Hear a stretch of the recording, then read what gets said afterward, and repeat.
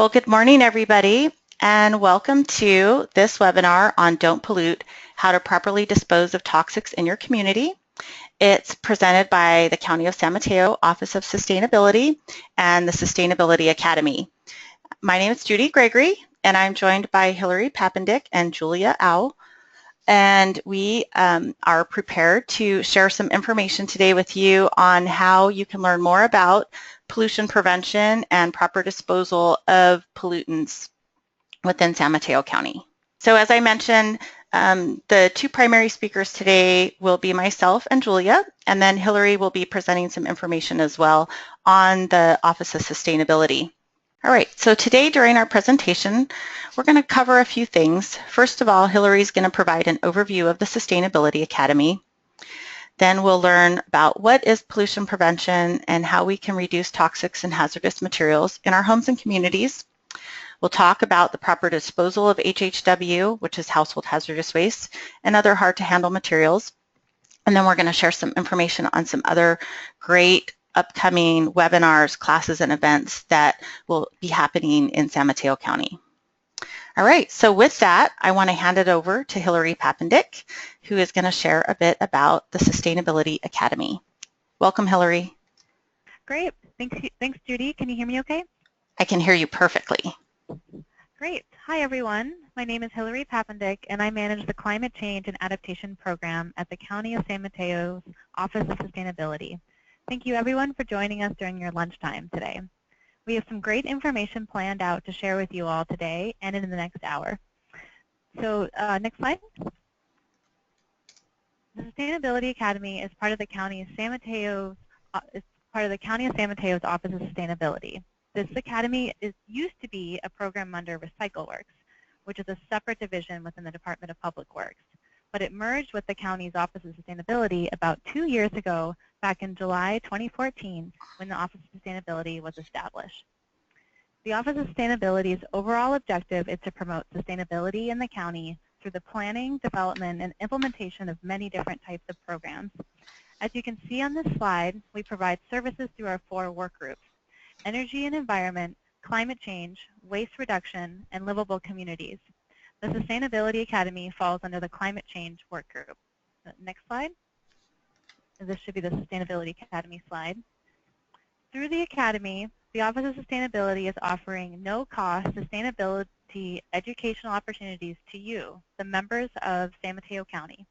The Academy's goal is to raise awareness around sustainability and empower our San Mateo County community members with the knowledge and skills to promote resource conservation in their communities. Next slide.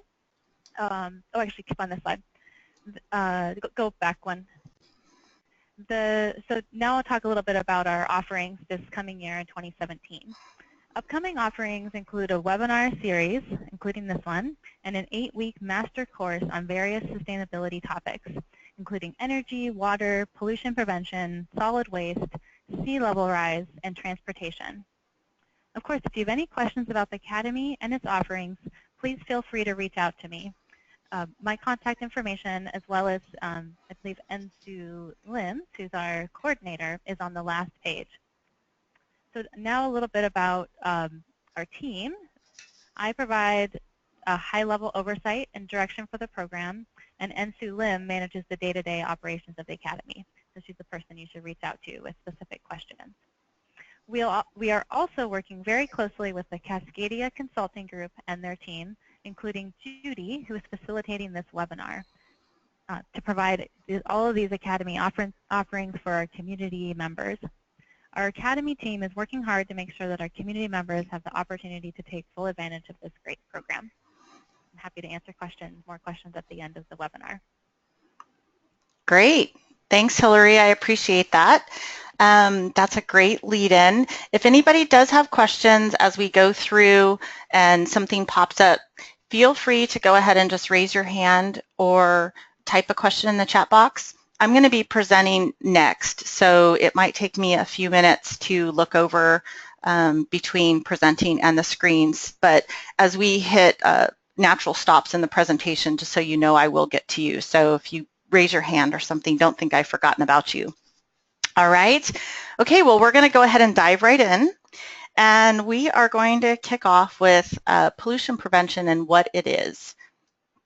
And just to give you the definition, pollution prevention, which oftentimes we refer to as P2, is any practice that reduces, eliminates, or prevents pollution at its source. And pollution can occur in many ways to our environment. It can happen through the emission to our air and atmosphere, to our waters and ocean, and to our lands. But a lot of what we're going to focus on today is related to material pollution through the products we use and dispose of or improperly dispose of. And when we reduce consumption of a pollutant-causing product, it actually reduces the harmful impacts to the environment in general. So it's a very important part of our environmental health as well as our individual and personal health.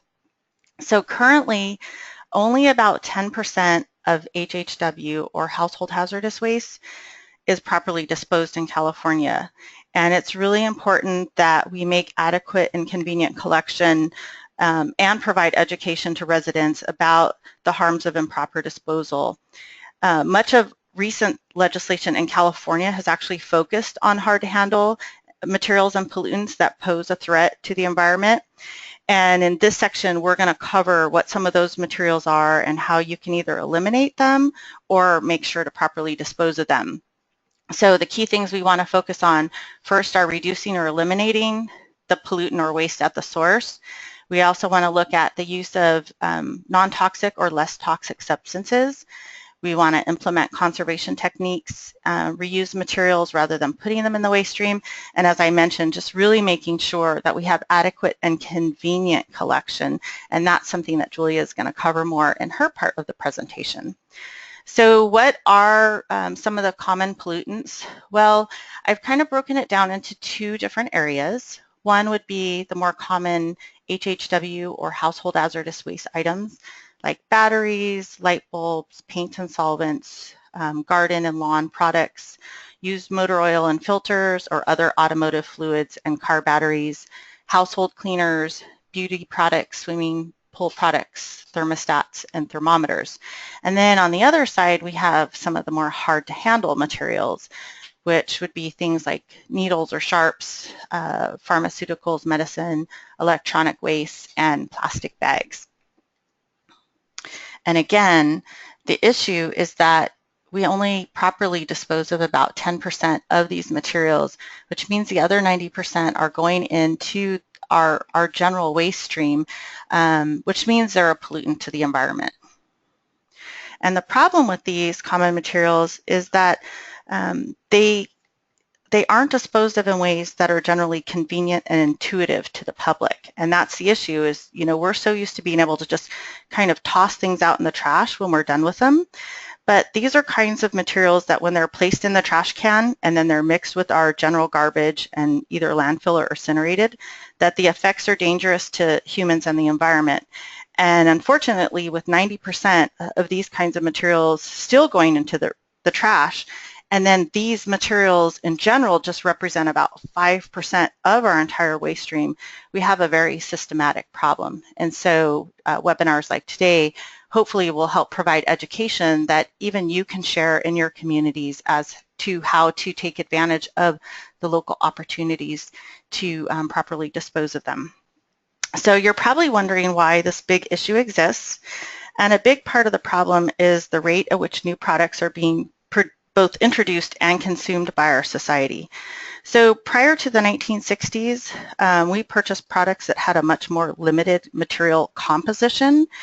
Products were longer lasting, they were durable, they contained less toxic and complex materials.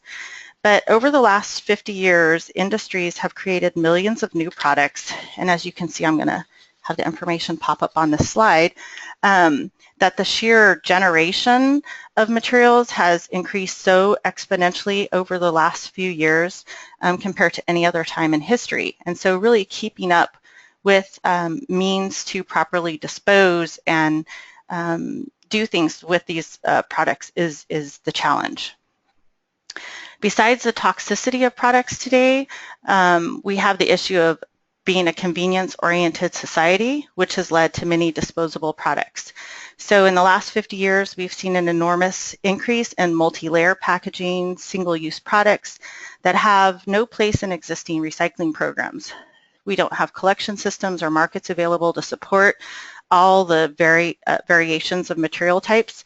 And daily, we have new products, that arrive on the market that are kind of outpacing our ability to keep up with ways to properly dispose of them. So the other issue is litter. Litter can lead to a whole range of different problems within our communities, and when it's discarded in streets and parks, it travels through stormwater systems to rivers and creeks, where it can be very harmful, not to just us as humans, but also to wildlife. And removing litter from our environment is a cost to our communities and our society. Litter attracts vermin. It's a breeding ground for bacteria, and items like broken glass and syringes can actually be health hazards when they're littered in public places. Accumulated litter and careless discarded items like cigarette butts can cause fire hazards. And litter negatively affects the image of places, especially the appearances in our communities. It sends a message that we don't care about the area. And so, when we're talking about pollution, litter is a part of that as well. The great thing is that California is very progressive, and over the last 10 years or so has definitely worked to abate pollutants through a number of legislative efforts. And I'm just going to briefly share some of the key laws that California has passed in recent years that have helped with litter. So probably one of the most well-known and prominent anti-litter laws was the bottle bill. It was passed in 1986, so it's actually been around quite a while. And the goal of the bottle bill was to make sure that single-serving bottles weren't littered. And so, as most of you know, there's a redemption fee placed on all single-serving beverages in California that you pay when you purchase it. And then when you return that bottle, you get your redemption fee back. And that money has also helped to create a huge infrastructure within California where bottles can be returned at convenient locations. They're called convenience centers throughout California. So it's a great example of a very effective law.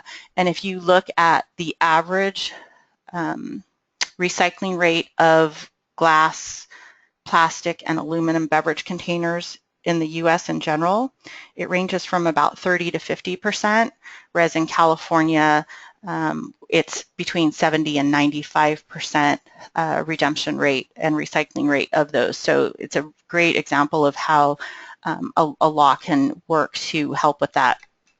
SB 20 was passed in 2003, and that's the Electronic Waste and Recycling Act. And what that did is put a fee on certain electronic items that is collected at the retail point or the point of sale, as we call it. And that money goes to help refund electronic recycling companies that will either collect or recycle those materials, and has helped to create a tremendous amount of infrastructure within California to make sure that electronics are correctly recycled and disposed of.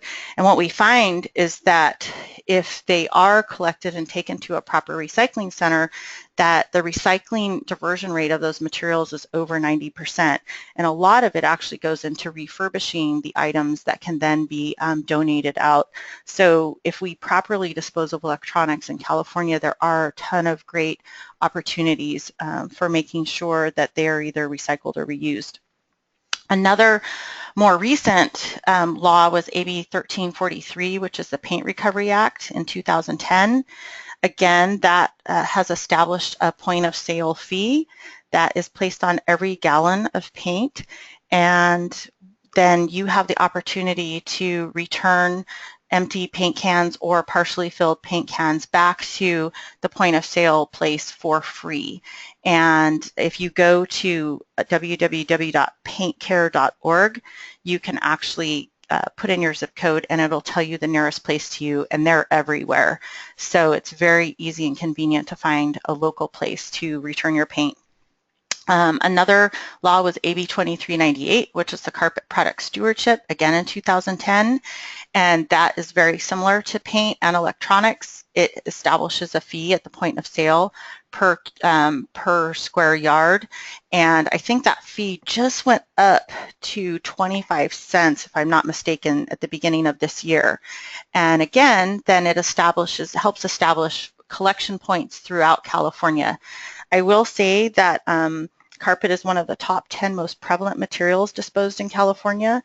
It's bulky and difficult to manage and actually has the 4th largest greenhouse gas footprint of any product waste in California. So it's not just about the material, but it's about the greenhouse gas impacts of it. In the US in general, only about 1% is recycled. However, in California, I believe our carpet recycling rate is around 14%. So we still have a long way to go, but policies like this do help to reduce the amount of material going into the landfill. And then the last one is just used mattresses.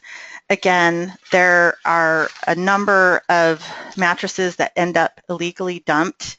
And in fact, California estimates 4.2 million mattresses are discarded annually and less than 5% are recycled.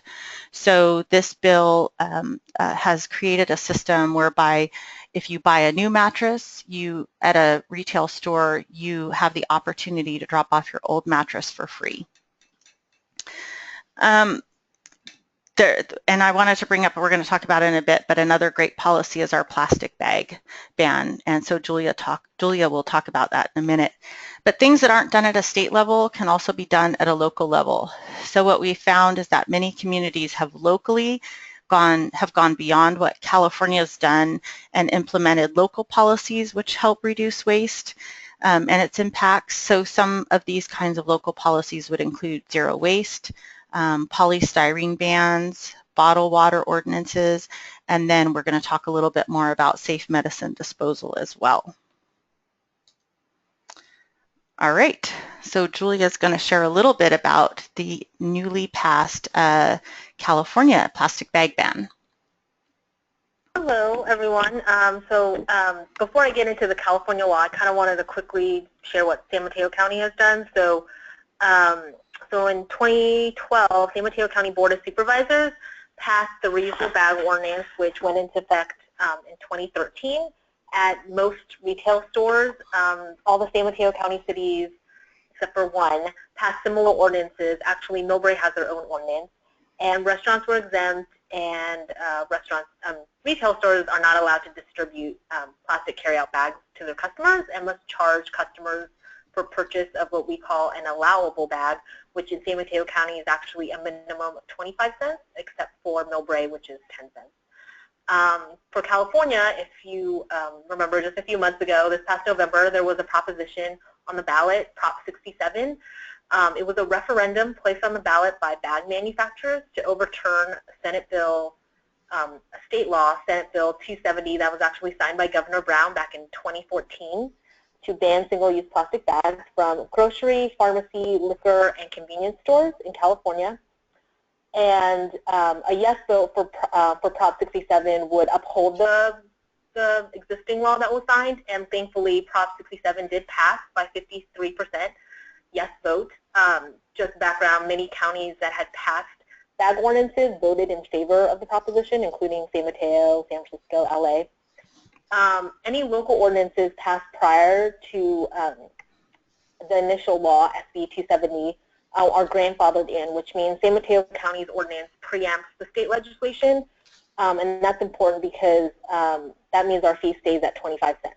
So if you see retailers saying it's 10 cents, that's actually wrong unless you're in Millbrae. And San Mateo County, yeah, I think that's it. And many retailers actually offer rebates for bringing your own bag nowadays. I know at Target, Sprouts, and there's probably a few others that do that. So that's it about the bag ban. So I think next slide. So I also wanted to talk a little about sharps and medicines. So, and they're too often hard to dispose of items for residents and has led to environmental and safety concerns over the years. Sharps or needles were actually banned from California landfills in 2007 and are required to be placed in puncture-proof containers before being properly disposed of. However, these items still end up in trash and in non-puncture-proof containers, leading to a safety hazard for solid waste workers who sort waste by hand. So such as, some people often put their sharps in flutter tubs or laundry detergent bottles, and when they're being sorted, line workers think they're recyclables and they're handled as such, and it poses a serious threat, which I know has happened throughout the state, that workers have been, stuck by needles because of this. Same goes for medicines. So medicines are important in saving lives, but they also can take lives and have negative environmental and public health consequences. We don't want people to send meds down the toilet or sinks for unintended effects on animals and microorganisms in the environment. It creates those problems downstream because water treatment plants aren't designed to handle these sophisticated chemical compounds. In landfill, there's landfill leachate, and they can get into the soil. And in the trash, it doesn't prevent people from stealing from your trash can, and also where it can be abused. And proper disposal for meds is actually very inconsistent and isn't very convenient. So the next slide talks about what San Mateo County did. So I'm going to back up just a little bit, but because of these issues, actually back in 2006, San Mateo County Supervisor, then Supervisor Tissier, initiated the county's take-back program for unused and unwanted medicines at law enforcement agencies, so police stations. We were one of the first in the nation to do that. Fast forward to 2015, where we conducted a survey of over 1,800 residents that revealed 35% of residents still, 35% of these people still throw away meds in the trash or toilet, or they store them at home. So to address this, the county passed the Safe Medicine Disposal Ordinance in 2015. The goal is to increase the number of sites that can take medicines and create greater convenience. The ordinance follows what we call an extended producer responsibility, or EPR, approach that involves manufacturers taking on the responsibility, so funding and paying for it, funding and creating the end-of-life disposal for their products. So San Mateo County is now one of 8 counties in California to have a safe medicine ordinance, and we're in the middle of implementation right now. It's one of the projects I oversee, and we expect to announce a program up and running soon, and we're really excited that this is happening in San Mateo County. So cross your fingers on that one. Great. Thanks, Julia. Okay, so we're going to get the audience involved again. We're going to go ahead and launch another poll. So which of the following items have you improperly disposed before? Now, this is not to judge anybody. This is just to really share the challenges and misunderstanding that I think the public has for proper disposal of these types of materials. I know that when I was younger, I didn't know, and I changed the oil on my car one day and just threw it down the drain. So it happens, and I think that a lot of us have dealt with that before and just really wondering what we're supposed to do. So if you have anything that you've improperly disposed of before and you want to share that, go ahead and log it in on the poll, and then I'm going to close it in just a second. A lot of people have improperly disposed of medicine, pharmaceuticals, and batteries. That's a big one. I think batteries is huge. We also have people registering paint, e-waste, and hazardous waste. So it is common, and again, I think it just goes back to what's intuitive for us when we're disposing of things that we don't need anymore, and how if it's not convenient, it won't get done properly. Okay, so let's talk about what are some of the alternatives that are out there for the common pollutants that we have. One great way to reduce the exposure to household toxins is to actually use alternative cleaners and other products. And these not only increase the environmental impacts, but they reduce our personal exposure to harmful chemicals as well. And San Mateo County is going to actually be holding a green home workshop. It's a face-to-face workshop later this year, and we're looking at including a part in the workshop on do-it-yourself tips on how you could create and make some of these other types of do-it-yourself products. They might include cleaners, so using lemon, vinegar, borax are all alternatives. Alternative insect abatement, such as talc, chili powder, borax, citrus. certain plants, things like that. And in our home and garden, looking at using alternatives to fungicides and herbicides and things like that we use in our garden. And alternatives would be compost and organic mulches. And if you do have an interest in this area, I just, type it into your Google, and you will find videos, and you'll find lots of websites that will give you basically recipes to make these things. It's pretty prevalent on the website, so it's a great way to find out more about it. There are other things that you can do it yourself related to your home and auto that will also help reduce the impact. So paint is a big one. There's a lot of tools out there now that will actually help you identify how much paint you need for a certain area so that you don't overbuy. Same thing with oil. Switching away from single-use water bottles to reusable bottles is a great way to reduce litter. Not washing your car at home because then that water goes into the storm drain, whereas car washes actually have a system to usually recover and recycle that water. Making sure that we're buying longer lasting products, things like rechargeable batteries, different pool water systems, and looking at neighborhood share for products that you don't use that often. So those are just some things that you can do around your home to help reduce pollutants. Another big one has to do with electronics. Electronic waste is one of the fastest growing material streams. And I actually was working in a community where in 2013 we did an electronic waste collection event, and in that year we collected about 13 tons of material, and in 2016 it had grown to 75 tons.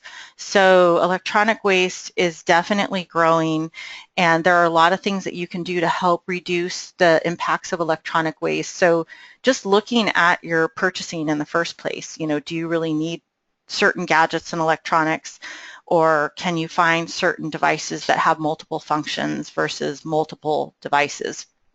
Looking at extending the life of your products by keeping them clean and keeping the batteries properly charged.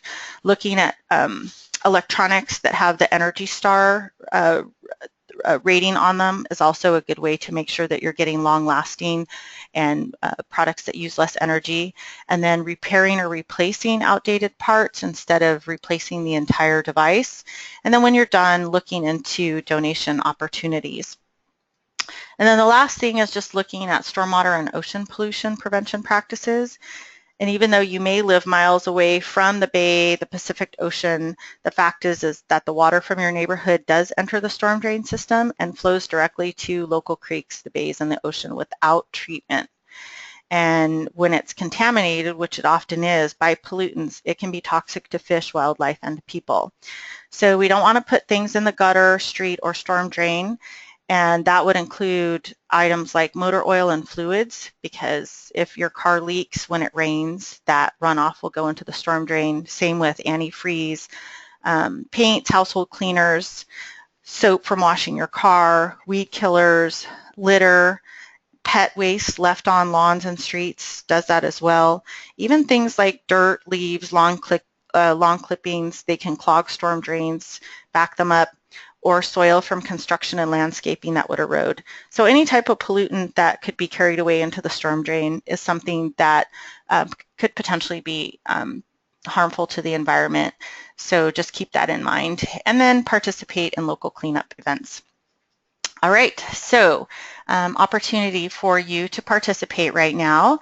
If you want to share a question, share an answer in the question box about a pollutant, toxic material, or household hazardous waste that you've eliminated or reduced from use and how you alternatively did that. It'd be great if you type that in the question box, and you don't have to, if you don't have anything or don't think of anything right now, you can continue to type those in throughout the presentation, and we will share responses from the audience. Julia is going to actually talk on our next section, which would be how to properly dispose of HHW and pollutants. Julia works as a pollution prevention specialist for San Mateo County Environmental Health Services. She currently manages outreach for the Household Hazardous Waste Program implementation and enforcement of the county's Safe Medicine Disposal Ordinance, and is the county coordinator for Coastal Cleanup Day, among other products. She has over 10 years experience in policy, outreach, and program and project development with local government and nonprofits on various environmental issues, having previously worked at San Francisco's Department of the Environment, California Product Stewardship, and Californians Against Waste. Julia has a Bachelor's of Science from UC Davis in Environmental Policy Analysis and Planning. So Julia, welcome. Hello. Hello. I'm going to change you to the presenter as well right now. Okay. You guys can see the screen? We can see it. We got it. All right.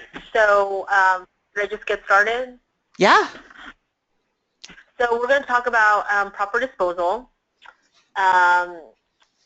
mostly focusing on hazardous waste and e-waste and some other products. So I know Judy kind of talked about this, about what household hazardous waste, or HHW as we like to call it, are stuff like cleaning products, fertilizers, pesticides, flammable liquids, fluorescent lights, paint, batteries, used oil and filters, and photochemicals.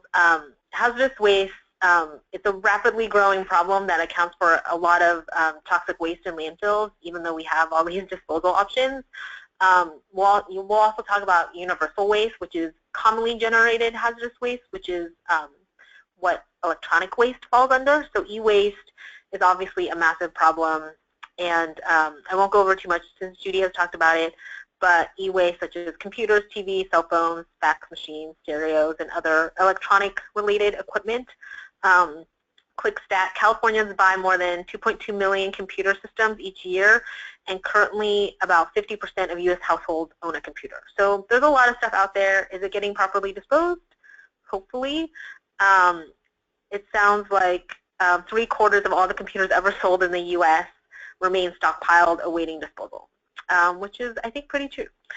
So, and currently over 50 tons of electronics are recycled in San Mateo County each month. So next slide is about the collection program. So actually, I don't know what you guys can see.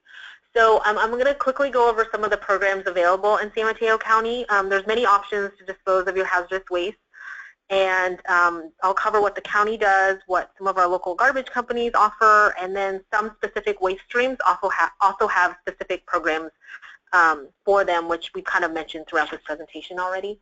So I'll just jump right in. So first is San Mateo County's Household Hazardous Waste Program. So environmental health, which is the department I work in, we oversee the Household Hazardous Waste Collection Program. The program helps residents dispose of or recycle their residential hazardous waste properly for free. County residents can drop off, all those range of HHW that I've mentioned. The only thing we don't accept is electronic waste, unfortunately. So we accept almost every other hazardous waste except for that. All the waste is either reused, recycled, processed for energy recovery, or stabilized for proper disposal to achieve zero waste being landfilled. We have a permanent facility in the city of San Mateo that's open Thursdays through Saturdays, except major holiday weekends. We also have events at several local communities on a monthly or annual basis in Daly City, Pacifica, Portola Valley, South City, Menlo Park, Redwood City, La Honda, East Palo Alto. The program is by appointment only. We have a limit of the number of cars each location can hold, which is why we have appointment system. And the program is for residents only, and we accept, as I said, we accept most common waste. There's a limit of 10 pounds or 50 gallons per appointment. You can make an appointment online at the website on the screen, or you can call us. I realize the phone number is not on there, but everything is on our website.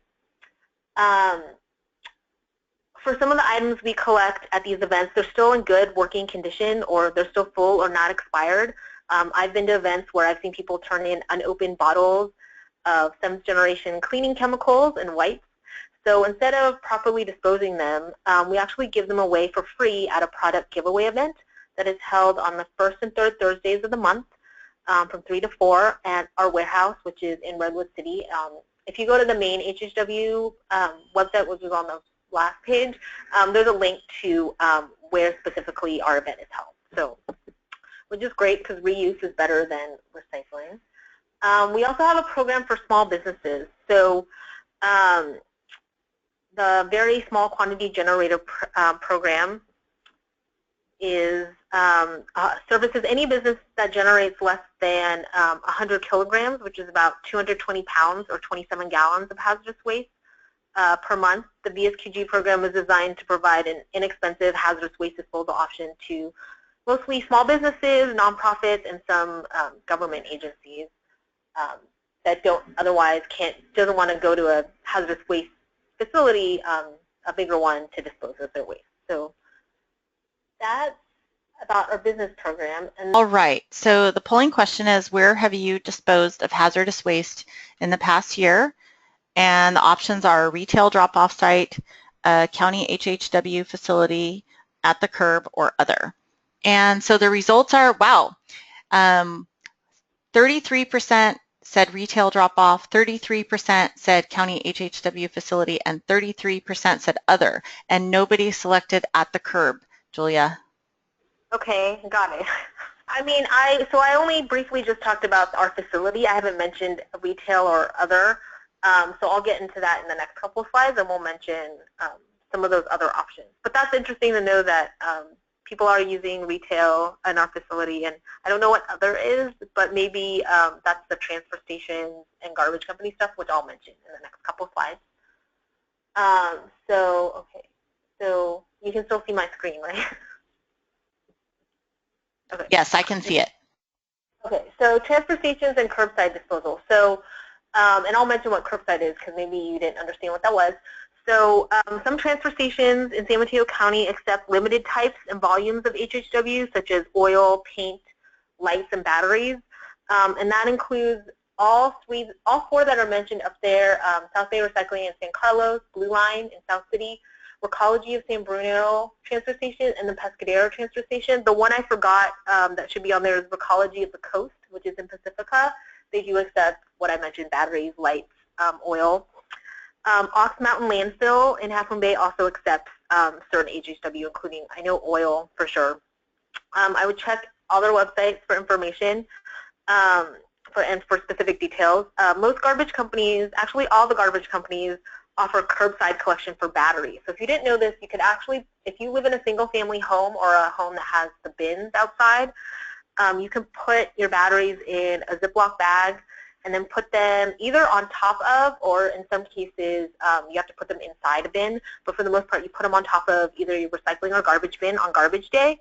Two of our waste haulers, Republic Services and Green Waste, actually offer CFLs and cell phones at curbside as well, where you can put on top of that for single-family homes only. So those are other options. So there's, as I said, there's lots of options to dispose of commonly used HHW.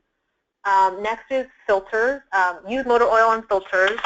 So San Mateo County has a very robust used oil program with over 65 locations that accept used motor oil and oil filters. Some people don't know that filters can be recycled. They're just steel, so they can be remade into other steel products. Check out our sites on our website, which I realize is not on there, but it's smchealth.org/used oil, so you can get to it from our HHW page. 4 of our 6 garbage companies also offer used oil and filter collection at the curb. So if you have, again, your 3 bins, you can put oil in a clear container, and you can put your filters in a Ziploc bag, and then you put them next to your bins on collection day, which is really great. It's very popular. Some garbage companies, you have to use their own bins, but you know, just check your garbage company.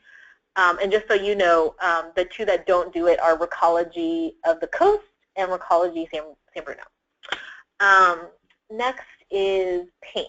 So as mentioned previously, California passed a paint stewardship law that included having convenient disposal options for residents and businesses. Paint Care was created, and in the past 3 years or so has set up more than 700 drop-off sites for leftover paint at retailers and other sites throughout California. There's over 25 in San Mateo County at last count. Most are at paint retail locations, so it's Sherwin-Williams, Kelly Moore.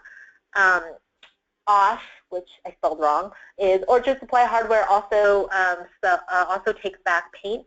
as well as if you guys are familiar with Hassett Hardware, there's 3 locations in San Mateo County.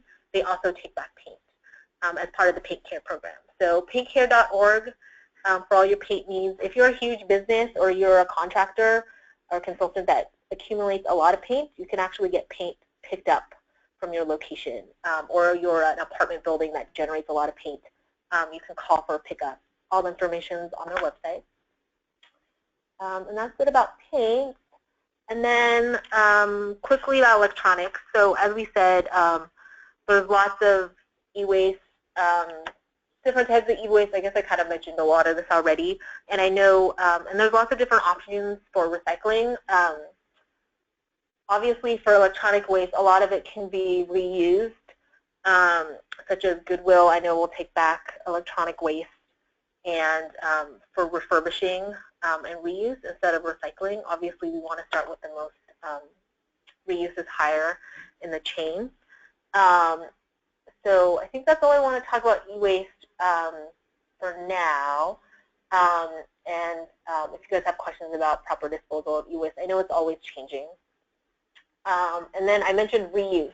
So San Mateo County has a guide, a reuse guide that lists all the organizations that accept donations of working electronics. Oh, I guess this is one of the options.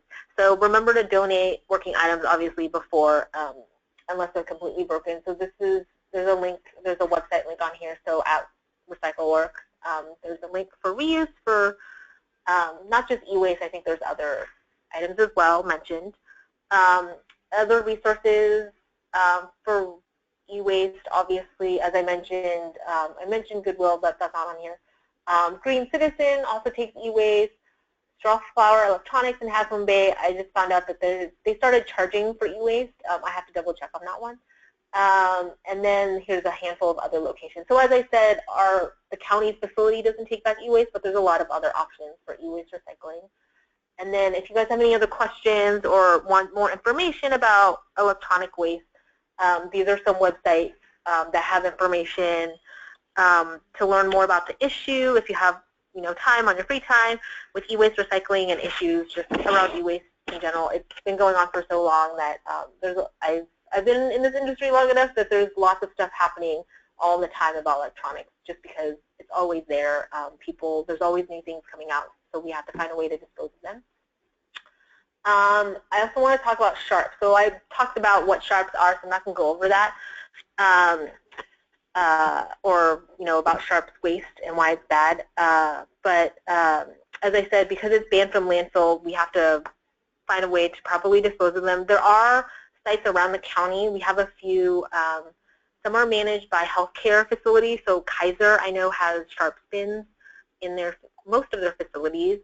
And then we also have some bins at the San Mateo Medical Center, and one right near our hazardous waste location in San Mateo, city of San Mateo. So I would just check the website, which is not on here, but it's smchealth.org/sharps.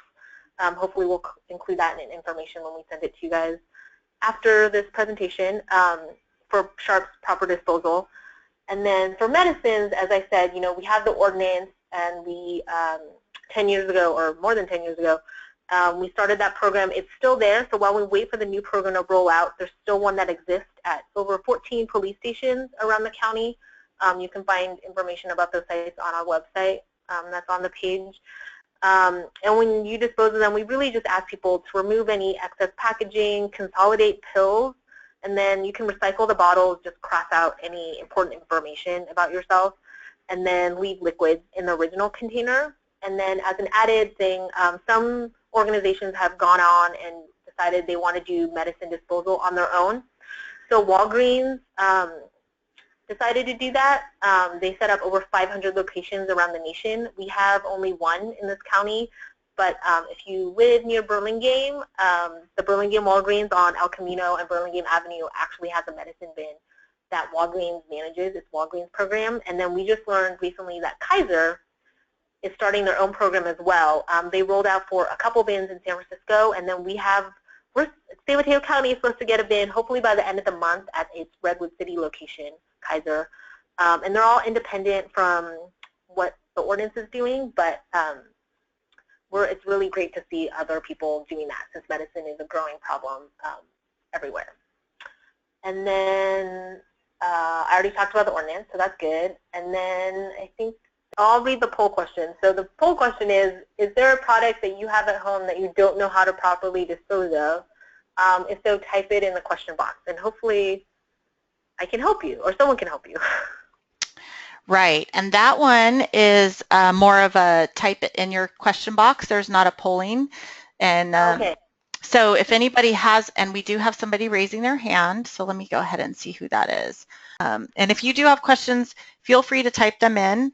I'm going to take back the screen, and I'm going to go over a couple more things before the end of our webinar, but we do have 8 more minutes. We'll be on the line, so if questions come up, you can type them up. And actually, we did get a couple questions, so let me read those to you, Julia. One asks, are there any locations that take really small quantities of sharps, for example, 3 lancets that a house guest might have used while visiting? Unfortunately, there isn't. So you still would have to put it in a puncture-proof container and just take it to one of our locations on our website. There's no easy method for sharps. I work closely with the med coordinator here, and no, unfortunately not. So, but if you check our website, there are locations, hopefully near you, that you can take them back. But yeah, so I'm sorry. Okay, we have a couple more, so they're coming in. I'm just going to keep going through them. Another one asks, how do I dispose of smoke detectors or CO2 detectors that we've replaced? So this is a very common question we get. So for smoke detectors and CO detectors, oftentimes the manufacturers have a mail-back program to take them back. So I would first check with the manufacturers and see if there's something on their website about taking them back. Otherwise, we unfortunately categorize them as trash, just because there's nothing, no system for us to take them back. But a lot of the manufacturers do take them back, so I would check there first.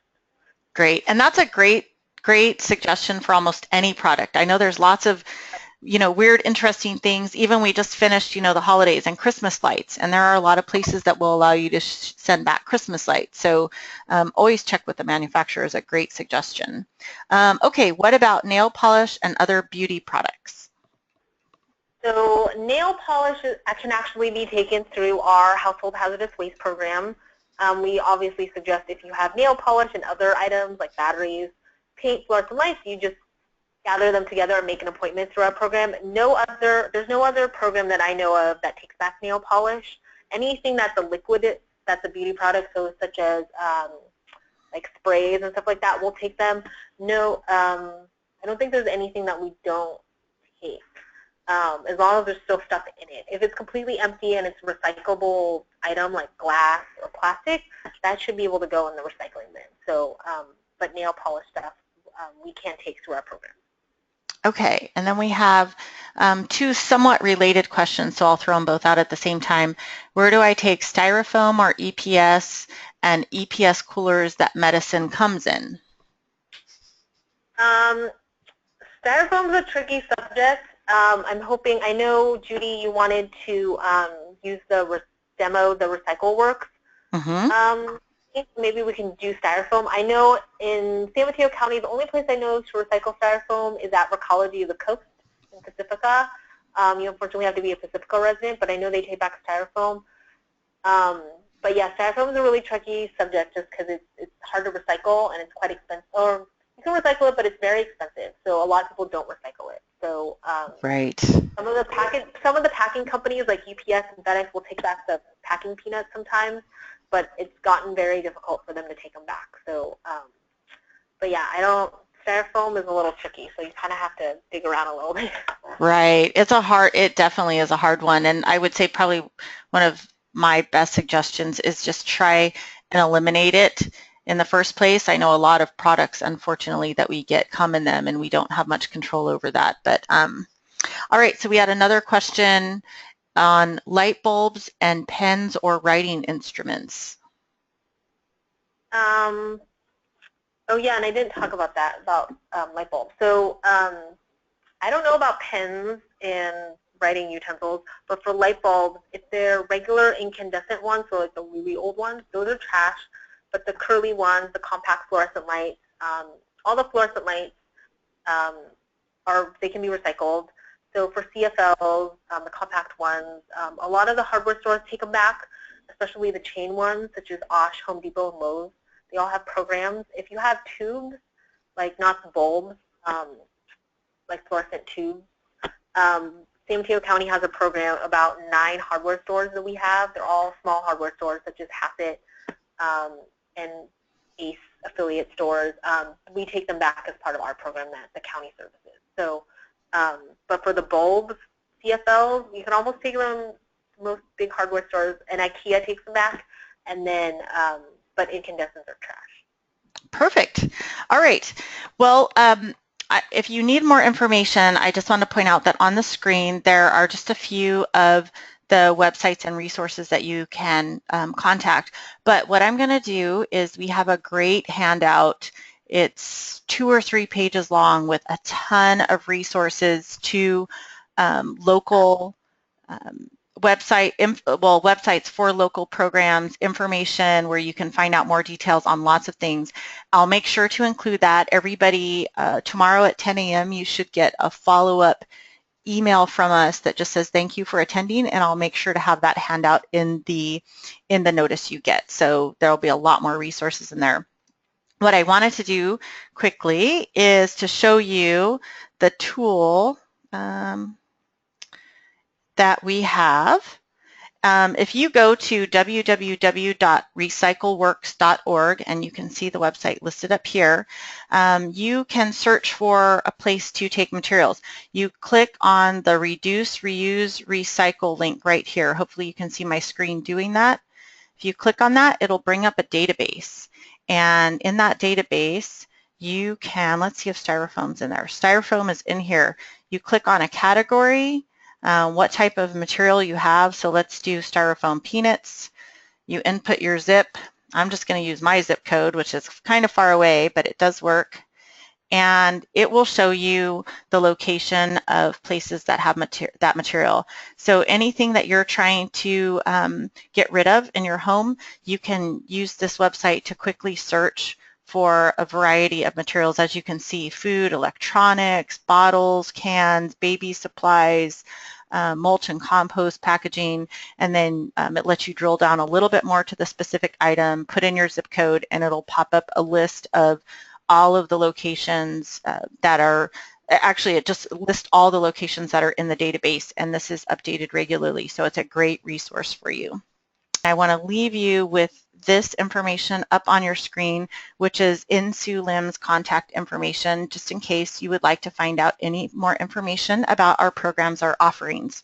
So that concludes our webinar. We really appreciated having you on the call today, and hopefully you got some valuable information that will help you reduce the use of pollutants in your home or office. So thanks so much, and have a great rest of your day.